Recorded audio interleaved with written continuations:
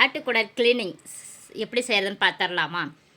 ஆட்டுக்குடல் clean பண்ணுறது கொஞ்சம் time எடுக்கும், கொஞ்சம் வேலையும் கூட. ஆனால் வந்துட்டு ஆட்டுக்குடலில் நிறைய ஹெல்த் பெனிஃபிட்ஸ் இருக்குது. மாதத்துக்கு 2 தடவை 3 தடவை நம்ம வாங்கி உணவில் சேர்த்துக்கிட்டே வந்தோன்னா நம்ம ஹெல்த்து சூப்பராக இருக்கும். கண்டிப்பாக இந்த மெத்தடில் நீங்கள் க்ளீன் பண்ணுறது எப்படின்னு ட்ரை பண்ணி பாருங்கள். ஃபஸ்ட்டு ஆட்டுக்குடலை தண்ணி போட்டு நல்லா ஒரு தடவை அலம்பி க்ளீன் பண்ணி எடுத்துக்கலாம். ஆட்டுக்குடல், ஆட்டுக்கொழுப்பு, செவுரொட்டி, நுரையீரல் இதெல்லாம் நான் வாங்கியிருந்தேன். எல்லாமே தண்ணி போட்டு கழுவிக்கிட்டு ஆட்டுக்கொழுப்பை மட்டும் தனியாக எடுத்து ஒரு வடிகட்டியில் போட்டு வடிகட்டி வச்சுக்கிட்டேன். ஆட்டுக்குடல் வந்துட்டு ஒன்று ஒன்றா ஒரு தென்னங்குச்சி எடுத்துக்கிட்டு உள்ளே விட்டு திருப்பி நம்ம நல்லா கழுவிக்கிட்டு இது போல் நம்ம தனியாக எடுத்து வச்சுக்கலாம். தனியாக ஒரு பாத்திரத்தில் போட்டுக்கலாம். ஏன்னா அதிலே போட்டுட்டிங்கன்னா எந்த குடல் வந்துட்டு க்ளீன் பண்ணியிருக்கோம், எந்த குடல் க்ளீன் பண்ணலை அப்படிங்கிறது நமக்கு தெரியாத போயிடும். ஒன்று ஒன்றா அதே போல் குச்சி விட்டு நல்லா க்ளீன் பண்ணி இந்த அளவுக்கு எடுத்துக்கலாம். தண்ணி கலரே மாறி இருக்கும். அந்த தண்ணியை ஊற்றிட்டு திரும்பவும் ஆட்டோடைய தோல் பெருசாக இருக்கும், அதை நம்ம க்ளீன் பண்ணுறது கஷ்டமாக இருக்கும். கத்திரிக்கோலோ அப்படி இல்லைன்னா கத்தியோ அப்படி இல்லைன்னா அருவாமனை ஏலையோ சின்னதாக நம்ம வந்துட்டு கட் பண்ணி எடுத்துக்கலாம். சின்னதாக கட் பண்ணும்பொழுது நமக்கு அந்த தோலெல்லாம் உரித்து எடுக்கிறதுக்கு நமக்கு ஈஸியாக இருக்கும். இந்த அளவுக்கு சின்னதாக கட் பண்ணிவிட்டு அது மேலே இருக்கிற தோலை வந்துட்டு நம்மளுடைய நகத்தை வச்சு நம்ம பிச்சு எடுத்துடலாம். அது மேலே இருக்கிற தோல்லாம் நமக்கு தேவையில்லை. அந்த தோலெல்லாம் எடுத்தால் தான் நமக்கு கவுச்ச ஸ்மெல்லு வராமல் இருக்கும்.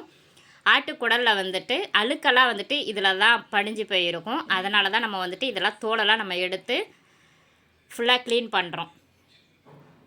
இது போல் நல்லா சின்னதாக கட் பண்ணி நம்ம ரெடி பண்ணி எடுத்துக்கலாம். தண்ணி ஊற்றி ஒரு தடவை அலம்பி நம்ம எடுத்து தனியாக இன்னொரு பாத்திரத்தில் வச்சுக்கலாம். இதெல்லாம் அழுக்கு நமக்கு தேவையில்லாதது.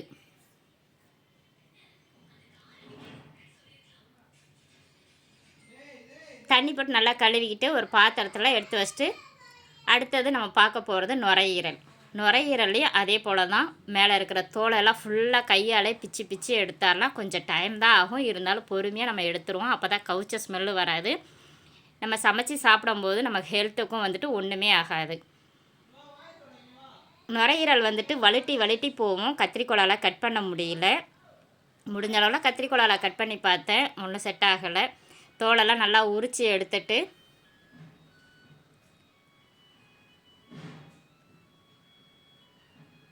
நான் பிடிச்சிக்கிட்டேன். என் பையன் வந்துட்டு கத்தியை வச்சு கட் பண்ணிட்டான் சின்னதாக. உங்கள்கிட்ட மீன் வெட்டுற கட்டை இருந்தால் கூட நம்ம கத்தி வச்சு நல்லா அப்படியே கட் பண்ணி கூட நம்ம எடுத்துக்கலாம். இதுவும் நல்லா சின்னதாக நம்ம கட் பண்ணி எடுத்துக்கலாம்.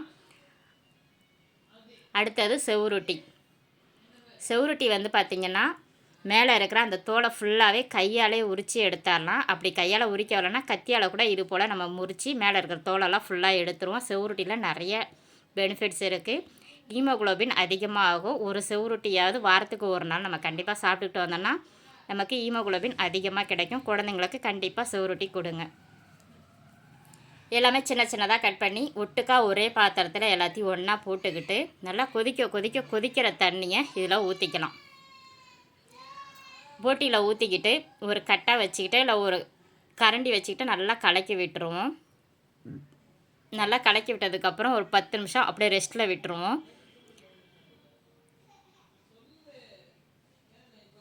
அதுக்கப்புறம் ஒரு வடிகட்டியில் நம்ம எல்லாத்தையும் எடுத்து போட்டோன்னா தண்ணியோடைய கலர் இந்த அளவுக்கு மாறிடும் பாருங்கள். இந்த தண்ணி வந்துட்டு நல்லா வெள்ளையாகிற அளவுக்கு நம்ம வந்து கழுவிக்கிட்டே இருக்கணும். 1க்கு 3 தடவை 4 தடவை நல்லா கொதிக்கிற தண்ணியை ஊற்றிக்கலாம். கொதிக்கிற தண்ணி ஊற்றினோடனே அந்த மேலே இருக்கிற அந்த தோலெல்லாம் நம்ம கையாலே பிக்கும்போது நல்லா அழகாக வந்துடும். நிறைய பேர் வந்துட்டு அந்த மேலே இருக்கிற தோலோடவே சாப்பிட மாட்டாங்க. அதை சுண்ணாம்பெல்லாம் போட்டு எடுத்து ரொம்ப கஷ்டப்படுவாங்க. இந்த மெத்தடில் நீங்கள் ட்ரை பண்ணி பாருங்கள். தோலை கையாலே உரிச்சிங்கன்னா நல்லா க்ளீனாக வந்துடும். நாங்கள் வந்துட்டு அந்த தோலெல்லாம் எடுத்துகிட்டு சாப்பிட மாட்டோம், நாங்கள் அப்படியே சாப்பிடுவோம். ஒரு ஸ்பூன் அளவுக்கு மஞ்சத்தூளும் போட்டுக்கிட்டு கொஞ்சம் வெதுப்பாக தான் இருக்கும். அப்படியே கையை வச்சு நல்லா கிளறி விட்டுருவோம். மஞ்சத்தூள் போட்டவுடனே இன்னும் அந்த தோல் ஃபுல்லாகவே உரிச்சிக்கிட்டு வந்துடும். திரும்பவும் கொதிக்கிற தண்ணியை ஊற்றிக்கிட்டு நல்லா கரண்டியை வச்சு நல்லா கலக்கி விட்டுருவோம். மஞ்சத்தூள் போடும்போது அந்த கவுச்ச ஸ்மெல்லெல்லாம் சுத்தமாக போயிடும். கொஞ்சம் கூட கவுச்ச ஸ்மெல்லே இருக்காது. திரும்பவும் நம்ம ஒரு வடிகட்டியில் போட்டு எல்லாத்தையும் வடிகட்டிட்டு தண்ணியோட இந்த கலர் வந்துட்டு வெள்ளையாகிற அளவுக்கு நம்ம இதை கழுவிக்கிட்டே இருக்கலாம். திரும்பவும் பச்சை தண்ணி போட்டு ஒரு தடவை கழுவிக்கலாம்.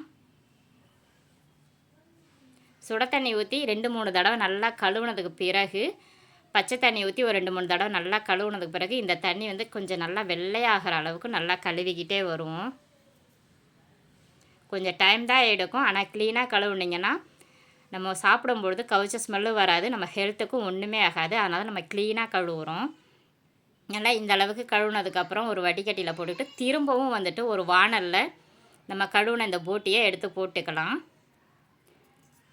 ஸ்டவ் பற்ற வச்சுக்கிட்டு தீயை வேகமாகவே வச்சுக்கிட்டு 1 ஸ்பூன் அளவுக்கு மஞ்சத்தூள் திரும்பவும் போட்டுக்கிட்டு நல்லா எல்லா பக்கமும் மஞ்சத்தூள் பரவுற அளவுக்கு நல்லா கிண்டி விட்ருவோம். தண்ணியை ஊற்றக்கூடாது, நமக்கு இந்த போட்டியில் இருந்துக்கிட்டே தண்ணி விட ஆரம்பிச்சிடும். அப்படியே தட்டு போட்டு ஒரு 10 நிமிஷம் நீங்கள் மூடி வச்சிங்கன்னா இந்த போட்டியில் இருந்து நல்லா தண்ணி இந்த அளவுக்கு வெளியில் வரும். இந்த தண்ணி நமக்கு தேவை கிடையாது, இதுவுமே நம்ம ஊற்றிடலாம் கீழே.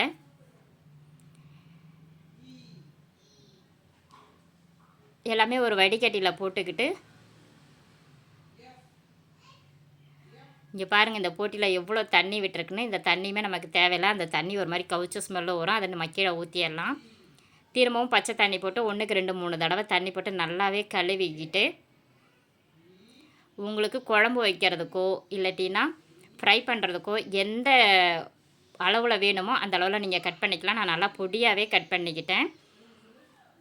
ஆட்டு குழம்பும் வச்சு சாப்பிட்லாம், ஆட்டு ஃப்ரையும் சாப்பிட்லாம். டேஸ்ட்டு அட்டகாசமாக இருக்கும். இந்த மெத்தடில் வந்துட்டு நீங்கள் க்ளீன் பண்ணுங்கள். நாளைக்கு ஆட்டு குழம்பு வீடியோ இன்னொரு வீடியோவாக பார்க்கலாம். ஆஹா குக்கிங் சேனலை ஃபாலோ பண்ணிக்கோங்க.